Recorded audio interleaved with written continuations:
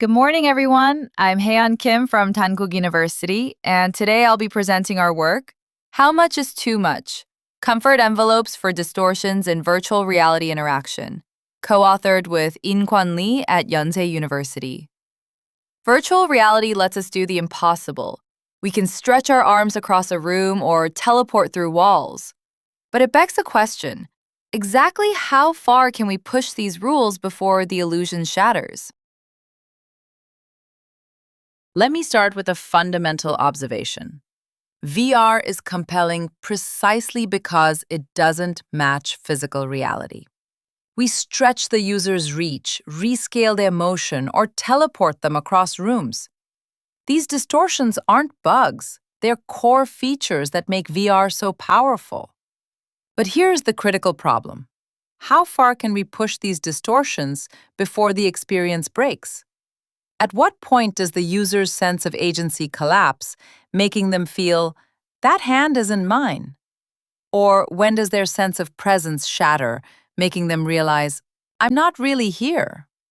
Currently, there are no principled limits. Designers are forced to rely on trial and error, and if we look at the research literature, it's deeply fragmented. Gain studies use one task. Teleportation studies use completely different measures. You simply cannot compare them directly. What we need is a unified framework, one that lets us measure and compare fundamentally different types of distortions on a single common scale. That is exactly what we propose to solve this. The SITA framework, single interaction, dual axis. The key idea is simple but powerful. We take one shared variable, the spatial relationship between the user's hand and the target, and apply two fundamentally different types of distortion to it. On the left, we have metric deviations. These are continuous, topology-preserving changes. Think of it like stretching a rubber sheet. The space warps, but nothing jumps. Our data shows this primarily taxes the user's sense of agency and body ownership. On the right, we have topological breaks. These are discontinuous, state-replacing events. Think of a cinematic cut. One spatial reality is instantly swapped for another, like a blink-masked relocation. This directly threatens spatial presence. Because both of these distortions act on the exact same physical task, we can finally compare them directly. That is the breakthrough. And to complete the picture, we added a third dimension, predictability. Are these distortions deterministic and learnable, or are they jittered and unpredictable? As you will see, this temporal stability turns out to matter enormously. Here is how we operationalize this. We ran a study with 52 participants using a Vive Pro Eye headset. As you can see on the left, we used a standardized reach, grasp, place task. The physical task stays perfectly constant, only the distortions change. The study has two stages. Stage 1 is individual calibration. Because every person's baseline tolerance is different, we use adaptive staircases, specifically Quest Plus, to find each person's just acceptable distortion, or JAD. This is the intensity where they accept the interaction exactly 70% of the time. We do this within subjects across all four conditions. Stage 2 maps the joint comfort envelope. Here, we switch to a between subjects design for predictability to avoid any carryover effects. Each participant completes a 9-point grid in normalized space, centered on their personal thresholds. So the coordinate 1, 1 always represents that individual's specific 70% boundary. This normalization is critical. It converts fundamentally different physical units, like gain versus meters versus radians, into a single, common distortion budget. That is how we achieve a truly commensurate comparison.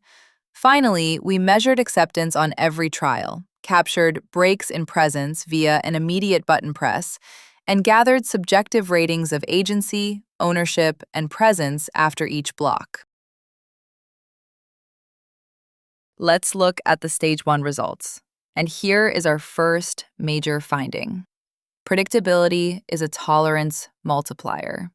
This chart shows the JAD thresholds, the points where acceptance drops off. Notice the shift between the dotted and solid lines. For the metric axis, tolerance increased by 50% when the mapping was stable versus jittered, jumping from 0.14 to 0.21.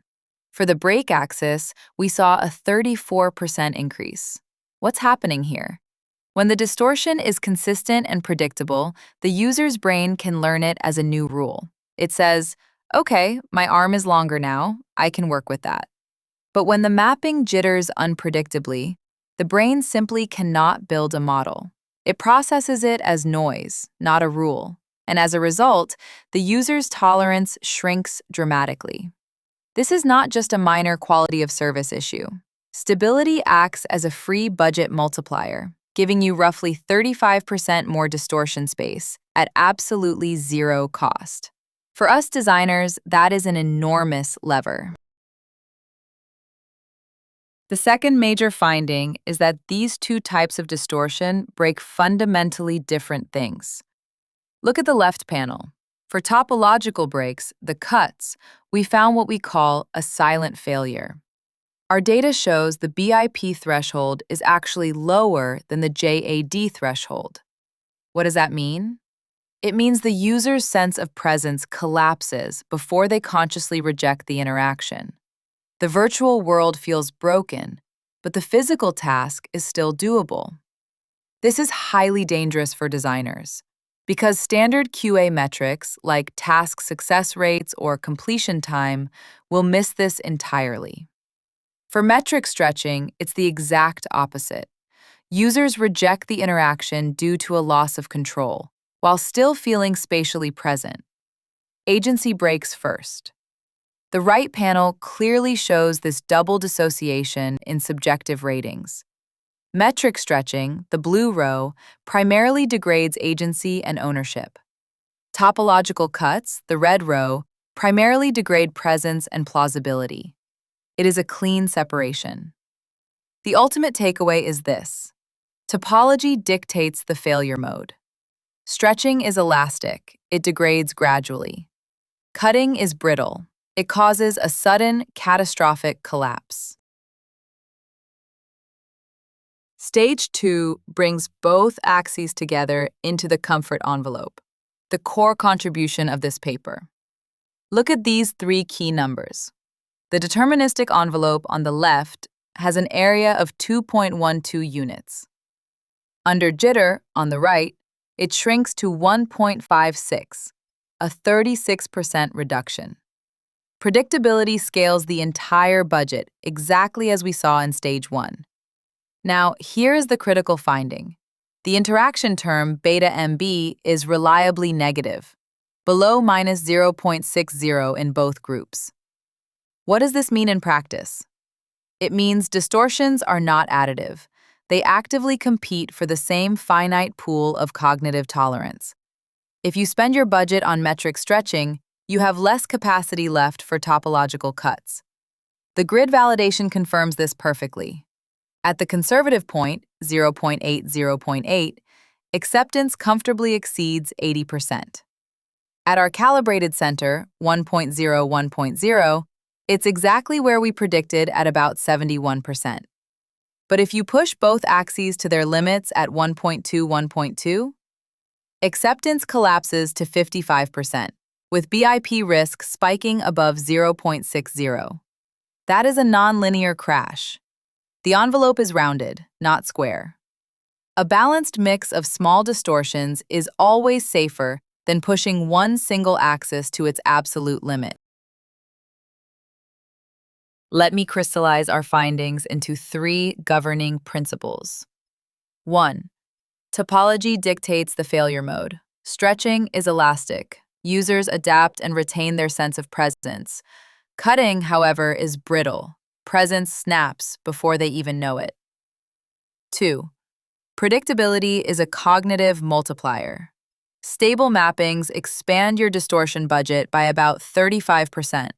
The human brain treats constant errors as learnable rules, but rejects unpredictable noise. 3. The budget is contractive. Distortions are not free, and they compete for a shared cognitive reserve. Spending your budget on one axis directly reduces what's available for the other. These 3 principles give us a new foundation for interaction design. So, what does all this mean for practitioners? We have distilled our findings into a 5-step design playbook. Number 1. Pick your poison based on your KPI. If immersion matters most, like in a narrative or horror game, avoid topological cuts and use stretching. If precision matters most, like in esports or training, minimize stretching to preserve agency and use masked cuts instead. 2. Lock down predictability. It is the absolute cheapest budget multiplier you have.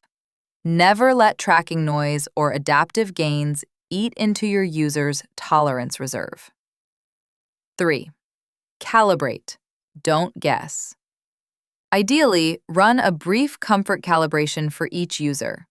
But if that's not feasible, use our conservative profile, the 0.8 point, as a safe default. That guarantees over 80% acceptance. 4. Balance the budget. Remember the contractive limit. If your application requires heavy metric stretching, your budget for topological cuts is effectively 0, and vice versa. And finally, QA for silent failures. Users can and will complete tasks long after their sense of presence has collapsed. Don't just ask your testers, was it hard? Ask them, did the world ever feel broken? That is how you catch the brittle failure points that standard performance metrics will always miss. To wrap up, we offer 3 main contributions to the field. First, the CETA framework, a dual-axis ontology that finally enables direct, commensurate comparison of continuous and discrete VR distortions. Second, the CETA protocol, a reproducible psychophysical method for estimating acceptance thresholds with predictability built in as a key moderator. And third, the comfort envelope, a calculable, multidimensional distortion budget that replaces guesswork and trial and error with geometric structure. Our ultimate message to designers and researchers is this: you can purposefully bend reality, as long as you respect the budget.